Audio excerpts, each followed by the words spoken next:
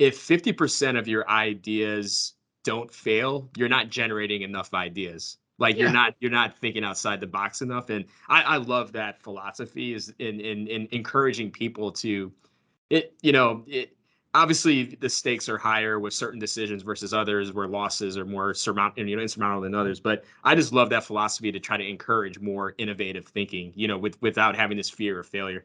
You need it. No, you absolutely need it. At Google, they use an OKR process. It sounds similar to to Merkle. They say, look, they say you should only hit 70% of your goals for a quarter, which means that 30% can fail. If you hit 100%, you didn't take those risks. Yeah. Because you can't really just leave it up to people, be like, go forward and take risks. Because people won't, you don't sit down in the morning and be like, all right, so here we are, Monday morning. What am I going to do? I'm going to fail today. You don't do that, but you need the room so that you're not scared of it. And the other thing too is that sometimes those fears themselves can be a driver for different behaviors. So they did this with I think they were doing a study, and just in terms of positioning. This came out a couple weeks ago. I wrote about it on LinkedIn or somewhere, where they were talking about getting people to complete goals.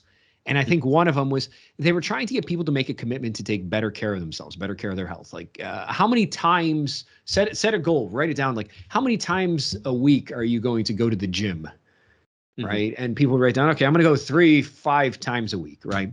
And they looked at the compliance of those goals, and it was an improvement about having no goals stated. But then they flipped it the other way around. They say, once you already state that you're interested in going to the gym, how many times are you not going to go to the gym?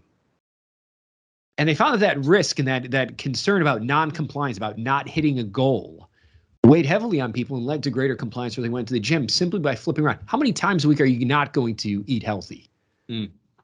And people saw that as a loss because they were trying to complete their goal of eating healthy. And I'd say, well, how many times are you going to violate that goal?